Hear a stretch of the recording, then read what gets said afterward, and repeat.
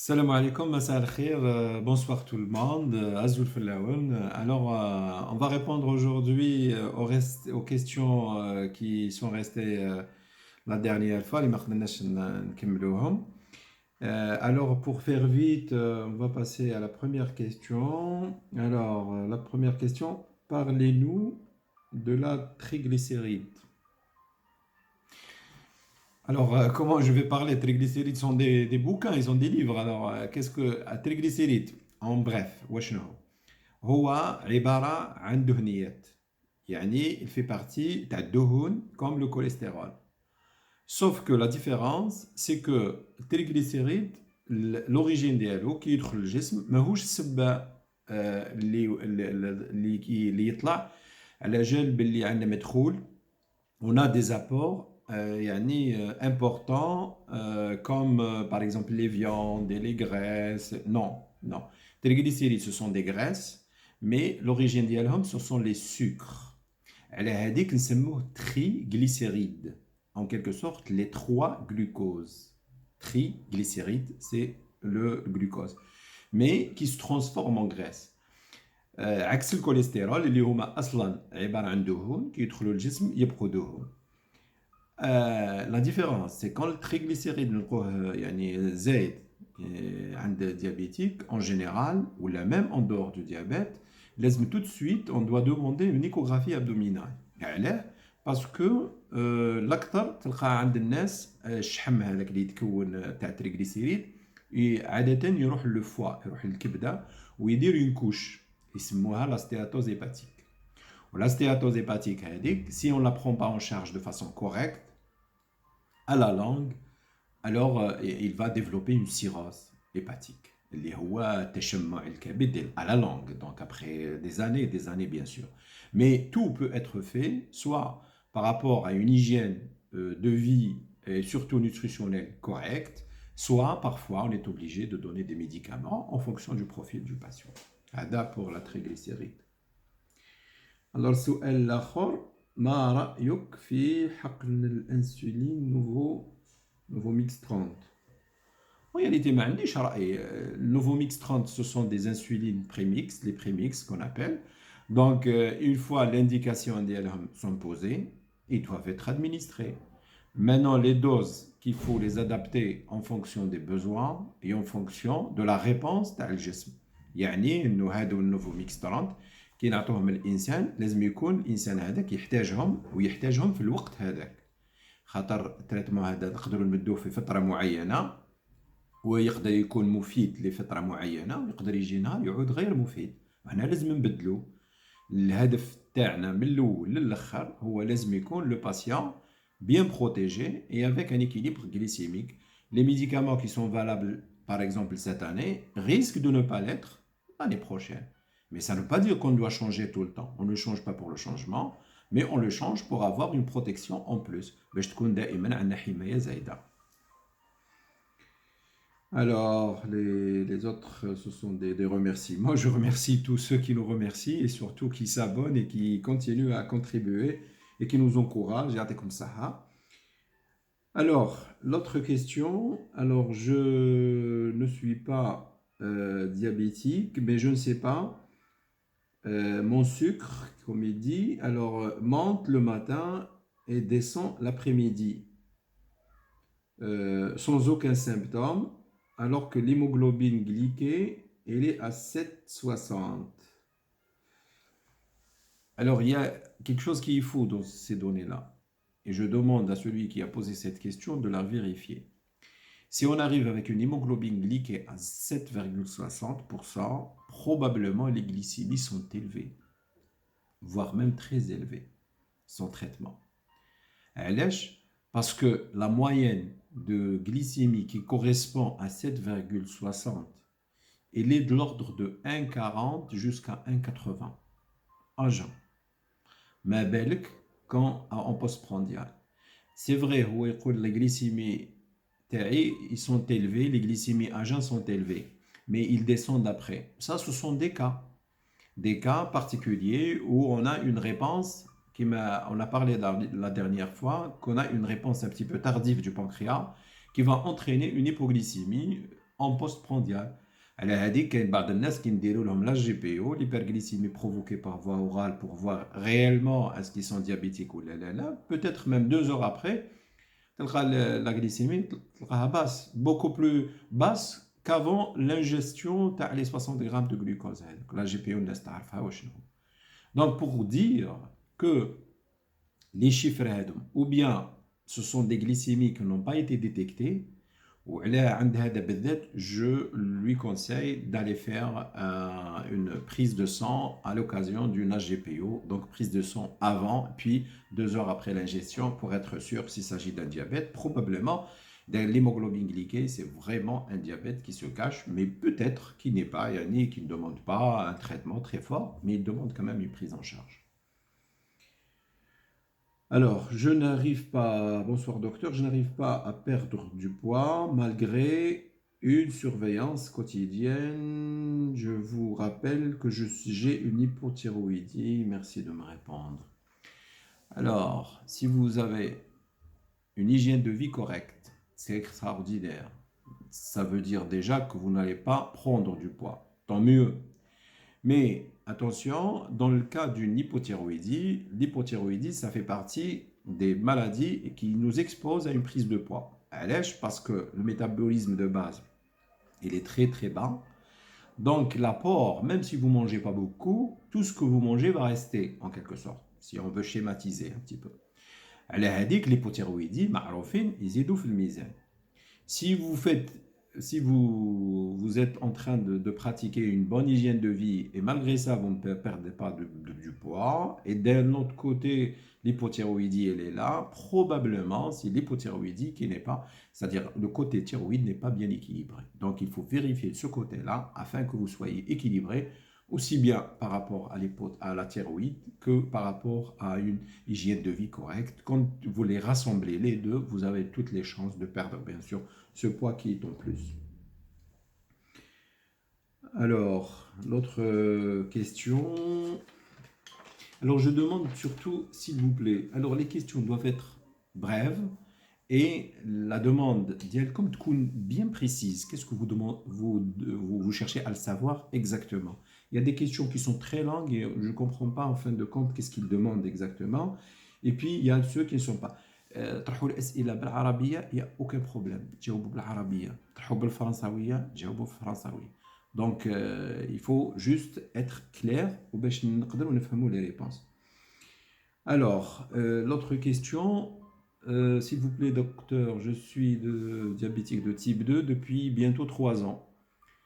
Alors je suis à 2 cachets de glucophage 850 par jour et je suis à 5,9 d'hémoglobine glyquée et je ne dépasse pas 1,20 g de glycémie le matin, j'imagine. Ma question est, est-il possible d'arrêter le traitement pendant 3 mois pour voir ce qui se passe? Je ne vous le conseille pas. C'est vrai, ça c'est un cas typique d'un patient diabétique, un diabète inaugural qui a bien marché, le traitement, on joue les normes. N'oubliez pas que vous avez atteint ces chiffres-là parce que vous êtes sous traitement. C'est vrai qu'il existe des exceptions, on va diminuer le traitement, mais ce n'est pas parce qu'on a des résultats corrects. On peut réduire le traitement quand on commence à avoir des hypoglycémies. À ce moment-là, on peut deviner que le patient, il a des antidiabétiques qui sont trop forts par rapport à son métabolisme. Et là, on peut diminuer doucement, sous le contrôle de votre médecin. Il va commencer par diminuer soit la dose du matin, soit celle du soir, soit les deux en diminuant les doses de médicaments. Et à ce moment-là, à un certain moment, il peut faire sauter une prise, ou bien les deux, on ne sait pas. Chaque cas est à part. Mais tentez d'arrêter le traitement parce que vous avez une hémoglobine glyquée à 5,9 et une glycémie à 1,20, c'est pas possible parce que déjà, c'est grâce à un traitement que vous avez atteint ce chiffre-là. Je vous conseille de continuer et de chercher, c'est-à-dire d'autres moyens pour préserver cet état. Et surtout, si des hypoglycémies apparaissent, à ce moment-là, il faut avertir votre médecin et probablement, il va faire en sorte qu'il sera bien sûr obligé de réduire les doses parce qu'on ne peut pas aussi supporter des hypoglycémies comme ça. Alors, bonsoir docteur, je suis diabétique de type 2, je prends de l'insuline 18 le matin, 12 le soir, mais quand je mange, j'arrive à 3. Alors, je ne sais pas de quelle insuline vous parlez, parce que 18 le matin et 12 le soir, je ne sais pas, ça, probablement c'est une prémix, probablement, hein, mais je n'ai pas la preuve. Mais si vous, quand vous mangez, ça monte, ça probablement aussi que les doses ne sont pas suffisantes. Parce que si on prend de l'insuline, c'est pour avoir des glycémies correctes après le repas. C'est pour contenir ce repas-là, pour ne pas laisser cette glycémie monter très vite après un repas. Donc, le problème, soit les doses, soit l'insuline elle-même n'est pas celle qui est adaptée à votre cas. Mais probablement, dans un premier temps, probablement les doses. Vérifiez ceci avec votre médecin, mais probablement ça va être révisé. Ou bien les doses, ou bien le médicament lui-même qui va être changé. Alors, l'autre question, j'ai perdu du poids, j'ai diminué mon hémoglobine glyquée à 5,60, mais la glycémie est à 1,16, donc élevée. Non, elle n'est pas forcément élevée. La glycémie à jeun, elle est tolérée entre 0,90 jusqu'à 1,20 pour un diabétique bien équilibré. Si vous avez votre hémoglobine glyquée à 5,60, vous êtes dans les normes. Dans ce cas-là, il faut toujours, attention, parce qu'il faut toujours prendre dans la durée pour juger réellement de l'efficacité d'un traitement et l'équilibre global. N'oubliez pas que même les saisons, on n'a pas les mêmes fruits, on ne mange pas de la même façon, on ne s'active pas de la même façon. Donc, pendant peut-être une période de 6 mois, voire même d'une année, on aura l'occasion de connaître exactement le traitement qui sont adaptés à notre cas. Donc, ce n'est pas méchant d'avoir 1,16 g à jeun, à condition d'avoir aussi un retour qui est correct. Alors, bonsoir docteur, j'ai 45 ans, 72 kilos, je suis diabétique type 2 depuis presque 16 ans. Mon médecin, je prends sur l'avis de mon médecin 2 diamicron le matin, un midi, plus une glucophagamine le matin et le soir 500. Je trouve ma glycémie 1,60 le matin. Ah bon, alors, on ne peut pas juger ça uniquement par rapport à une glycémie à jeun. C'est vrai, votre glycémie à jeun est élevée et doit être révisée. Donc, la dose, en général, s'il y a un problème de couverture de ce profil glycémique, il doit être dans les normes. Par rapport à une glycémie le matin, quand on vient de le dire, entre 0,90 et 1,20, elle reste quand même tolérable. Mais au-delà, il va y avoir quelque chose. Donc, quelque chose, soit un traitement insuffisant, soit un régime alimentaire qui n'est pas respecté, soit d'autres facteurs qu'il faut, avec votre médecin bien sûr, vérifier.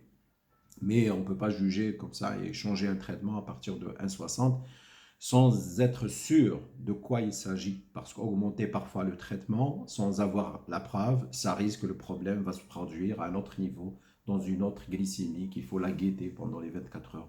Parce qu'on peut avoir des glycémies correctes pendant une phase de la journée et puis d'autres glycémies qui sont plus élevées après ou avant. Et c'est ça, la prise en charge d'un diabétique est une prise en charge globale.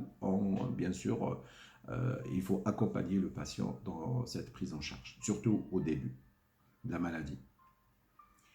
Bonsoir docteur, depuis une semaine, la presse évoque les résultats de recherche mettant en cause des médicaments comme le glucophage qui contient des substances cancérigènes. Non, non, ça c'est un petit détail.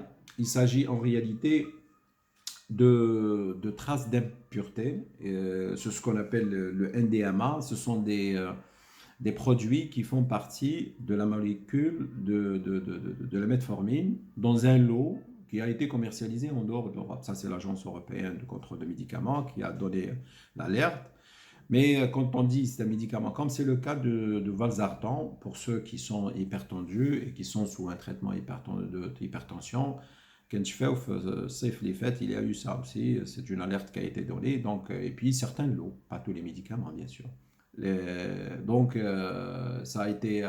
Et puis, ils sont obligés de faire l'alerte pour retirer ces lots-là qui possèdent ce produit qui est douteux, afin que. Parce que même quand on dit un produit cancérigène, c'est pas on va ingérer ce produit et on a le cancer le lendemain. Donc, c'est pour éviter l'utilisation à la langue et qui va nous exposer, bien sûr, à ces maladies-là. Donc, il ne faut pas avoir peur. Alors, la glyquée de mon fils est de 7 ans, elle est de 9,80. C'est très haut, mais sa diabéto ne réagit pas. Est-ce que c'est normal d'être aussi haut depuis 3 ans maintenant? Donc, il a 7 ans, il a une hémoglobine glyquée à 9,80. Oui, je serai avec vous. Bon, bien sûr, évidemment, elle est très élevée, l'hémoglobine glyquée de cet enfant, elle est très élevée. Il doit y avoir quelque chose. Donc là aussi, on revient toujours, effectivement, pour les enfants, c'est un petit peu délicat parce que les enfants, on ne peut pas faire le régime comme on appelle le régime, disons, strict ou un régime avec des exclusions de certains aliments. Mais les corrections vont se faire par le biais de l'insuline parce que la majorité des enfants, ils sont sous un schéma basal-bolus. Donc, ils ont la basale la nuit avec des bolus à chaque repas, 2 fois, 3 fois, voire même 4 fois.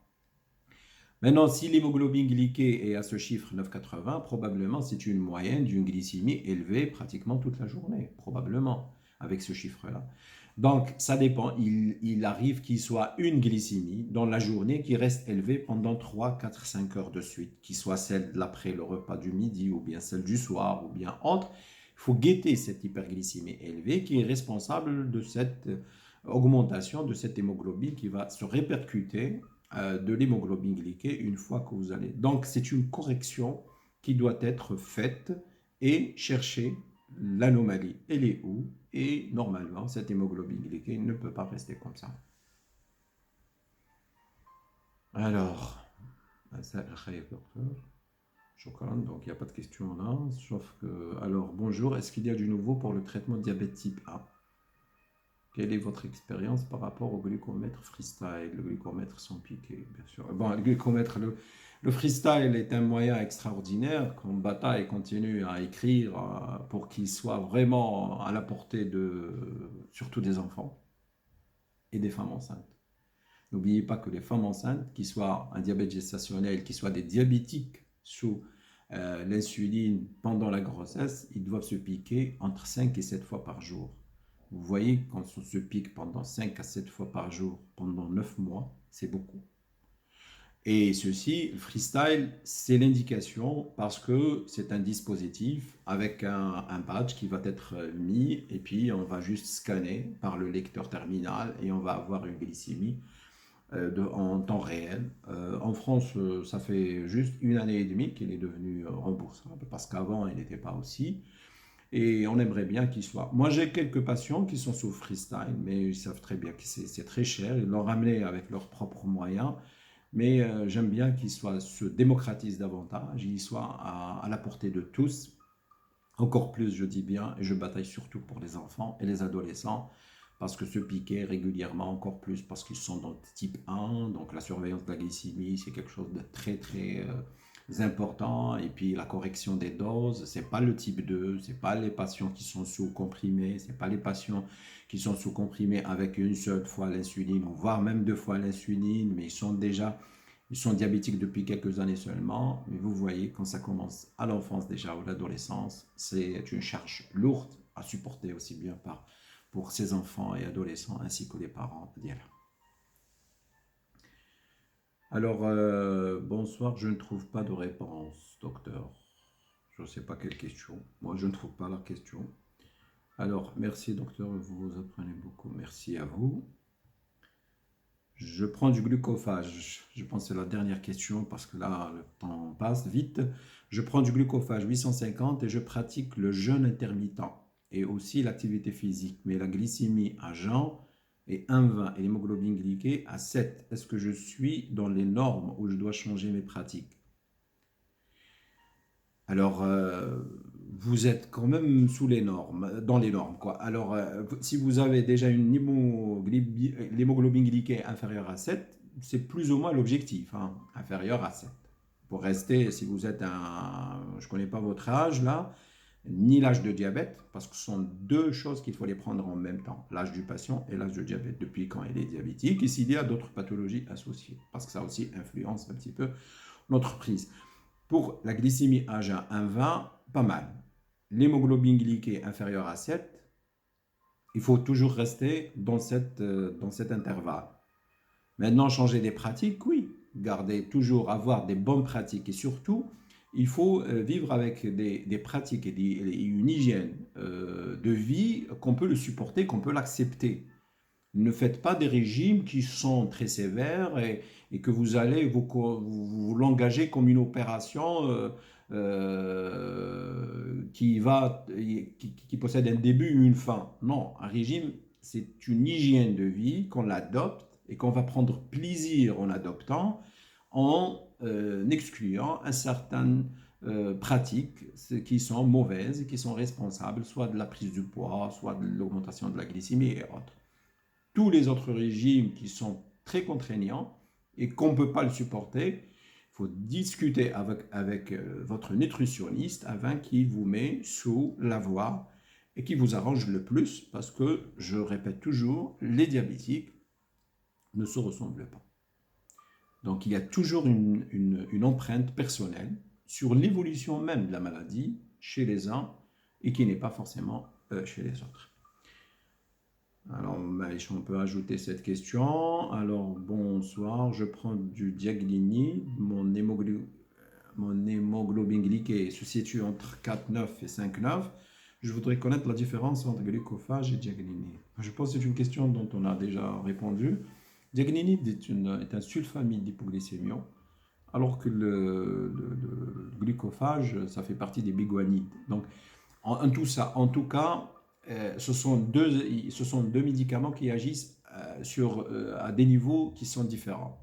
Donc, en général, on commence par la metformine, qui est le glucophage, qui est un produit excellent et qui donne des très bons résultats, en augmentant parfois les doses avec le temps. Sinon, il peut être aidé par les sulfamides. On a des sulfamides d'action longue, on a des sulfamides d'action courte, en fonction du profil du patient. Ce n'est pas ce qui est valable pour l'un, ne le serait pas forcément pour l'autre.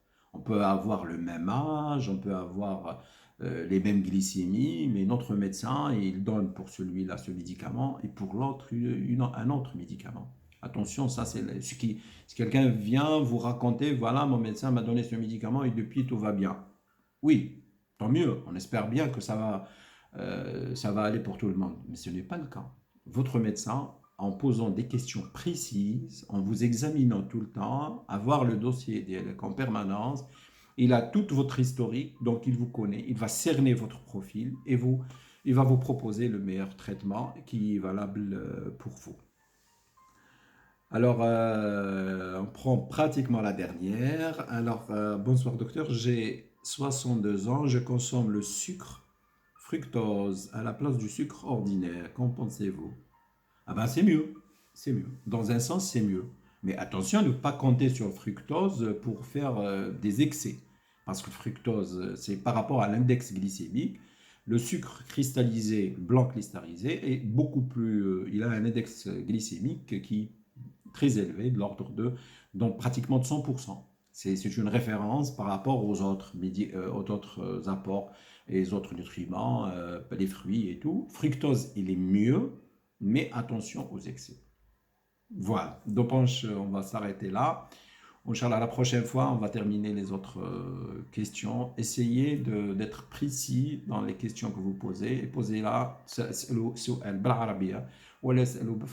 quand vous voulez, mais il faut les préciser davantage afin qu'on profite tous. Au revoir. Assalamu.